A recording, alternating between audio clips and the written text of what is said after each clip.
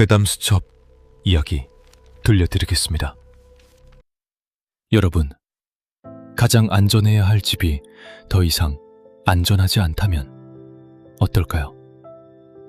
도어락 비밀번호를 마지막으로 바꾼 게 언제인지 기억나십니까? 지영씨 역시 그게 화근이 될 줄은 꿈에도 몰랐습니다. 지영씨는 회사 근처 오피스텔에 혼자 살고 있었습니다. 2년 전 헤어진 남자친구가 있었지만 연락도 하지 않았고 서로 각자의 삶을 살고 있다고 생각했습니다. 이상한 낌새를 처음 느낀 건 몇 달 전이었습니다.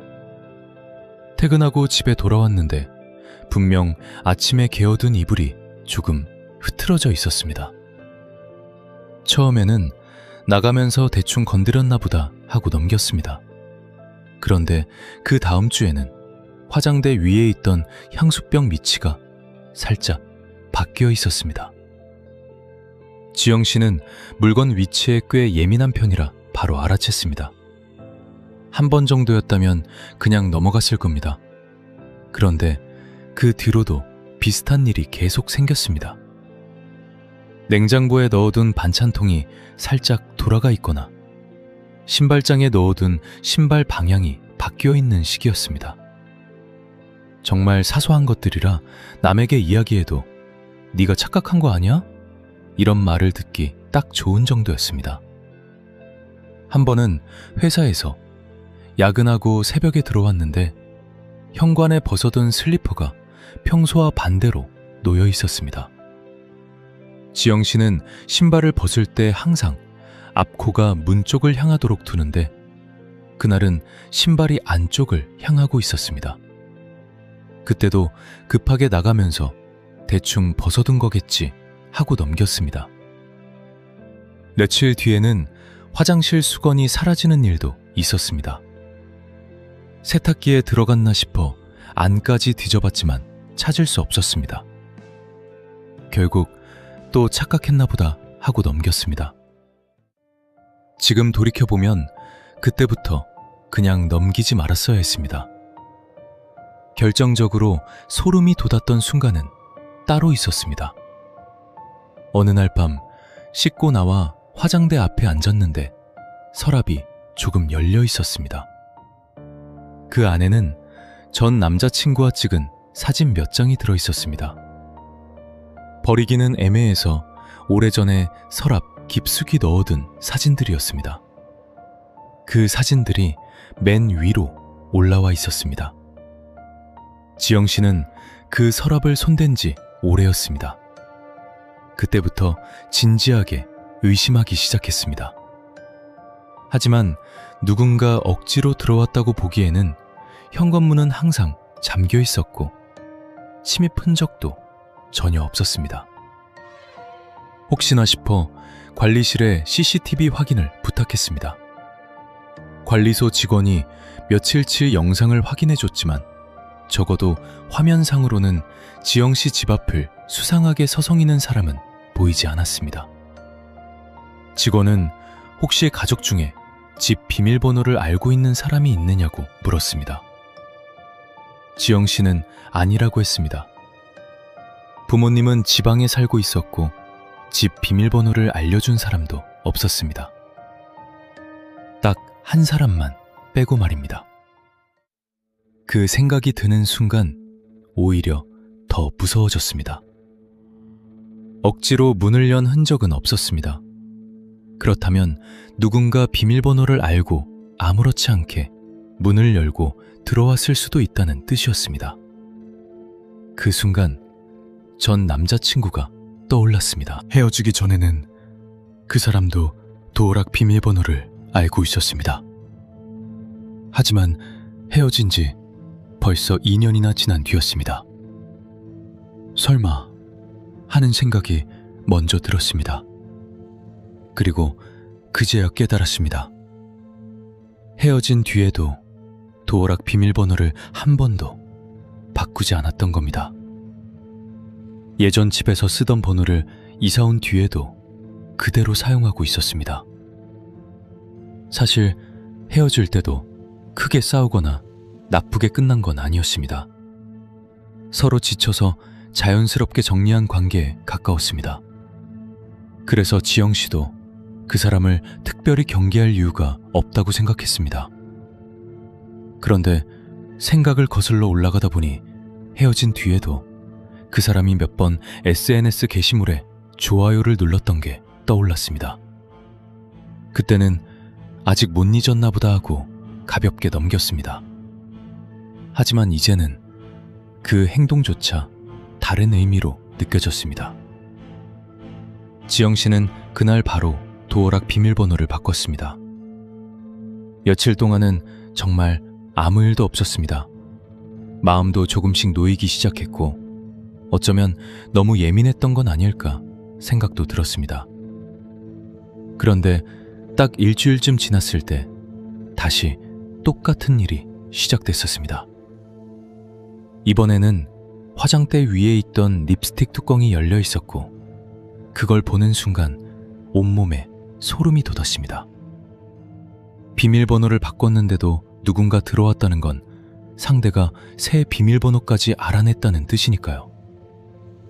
지영 씨는 곧바로 친한 친구에게 그동안 있었던 일을 전부 털어놨습니다. 친구는 처음에는 반신반의했는데 하나씩 이야기를 듣더니 표정이 점점 심각해졌습니다.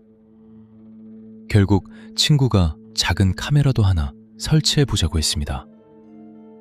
그날 밤 친구가 집에 와서 같이 밤을 새워주기도 했습니다. 하지만 이상하게도 그날은 아무 일도 없었습니다. 친구는 다음날 출근 때문에 돌아갔고 지영 씨는 다시 혼자가 됐습니다.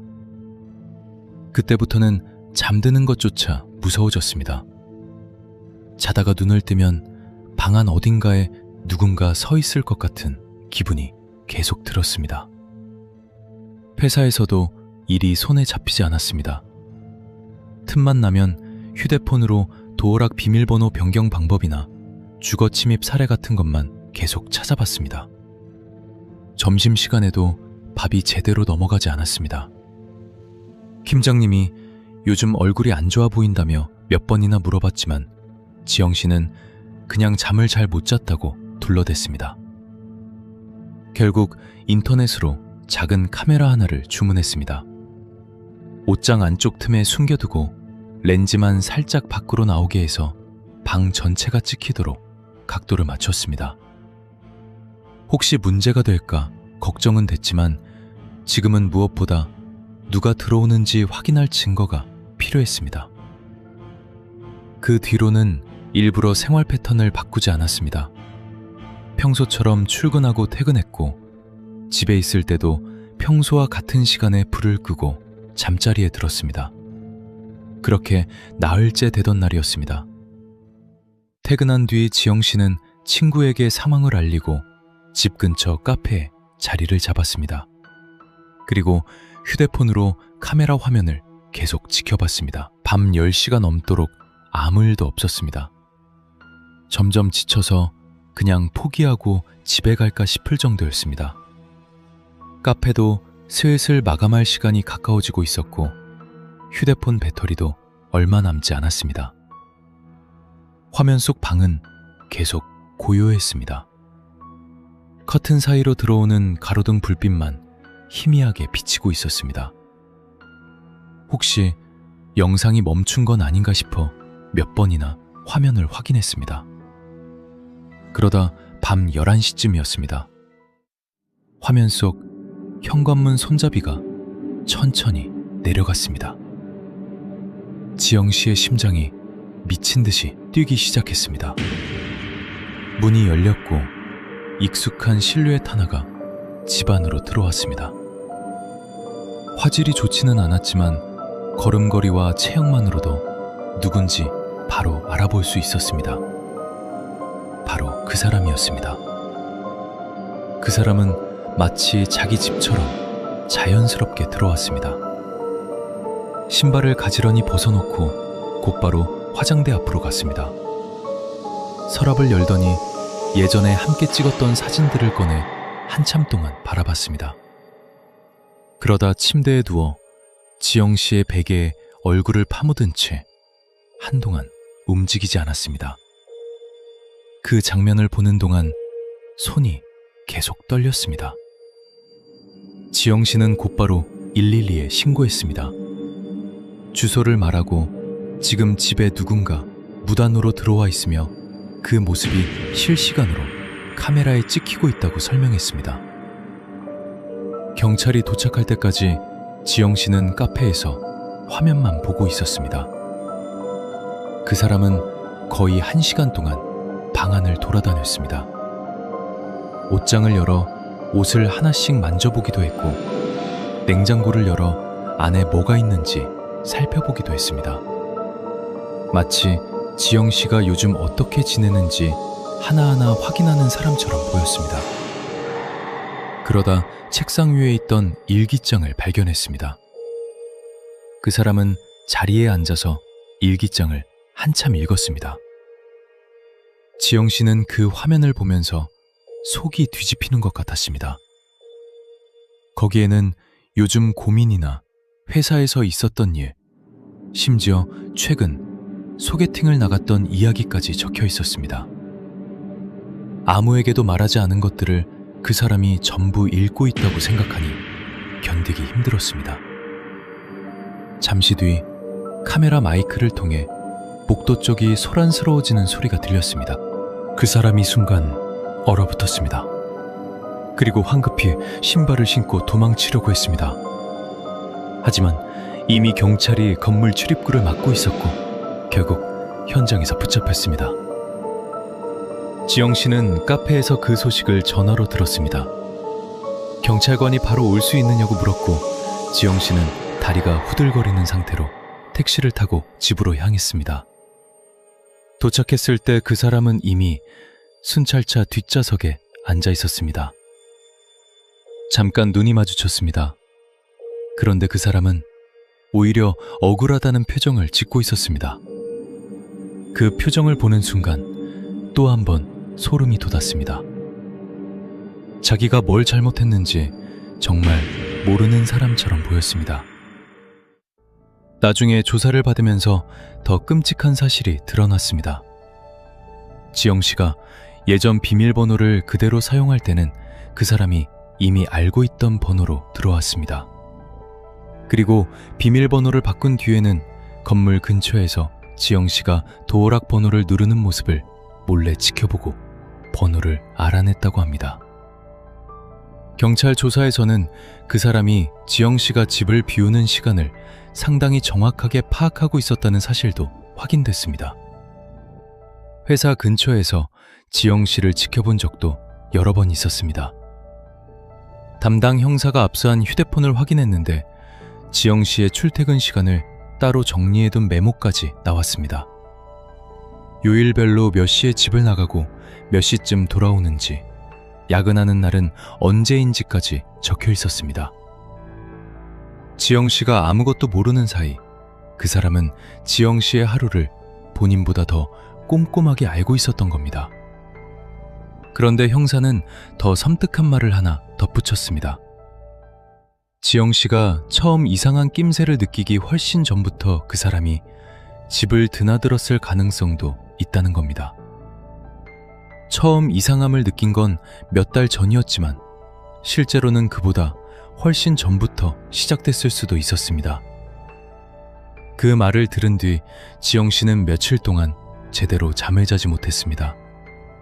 그 사람은 결국 주거 침입 혐의로 처벌받았고 지영 씨는 그 일 이후 바로 이사했습니다. 새 집으로 옮긴 뒤에는 도어락 비밀번호도 자주 바꾸게 됐습니다. 그런데 지금도 가끔 예전 집에서 그 사람이 침대에 누워있던 장면이 떠오른다고 합니다. 매일 잠들던 침대에 지영 씨가 없는 동안 그 사람이 누워있는 장면이요. 아직도 그 사람이 카메라를 설치하기 전까지 집에 몇 번이나 들어왔는지 지영 씨는 모릅니다. 여러분은 집에서 이상한 느낌을 받으신 적이 있으신가요?